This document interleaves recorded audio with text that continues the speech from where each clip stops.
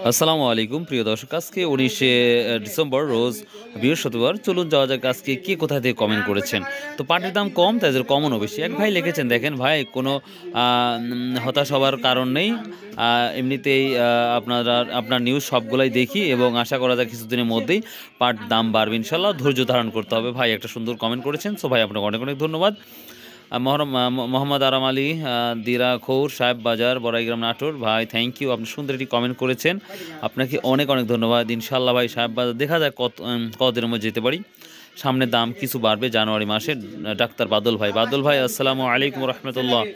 আল্লাহ আপনাকে নেখায়েত দারাজ করুক, আর নিয়মিত থাকবেন ইনশাল্লাহ। তো যে যেখানেই থাকেন আমার ভিডিওটা কমেন্ট করার জন্য আপনাদের অনেক অনেক ধন্যবাদ। তো আজকে ছিল এই কমেন্ট। তো দেখা যাক আল্লাহ কী করে আর কত দূর পর্যন্ত দাম যায় সেটাই দেখব। তো কালকে সকালে একটা সুন্দর একটি ভিডিও হবে, আশা করি সবাই পাশে থাকবেন। কাল একটা বড় একটি ভিডিও করবেন ইনশাল্লাহ।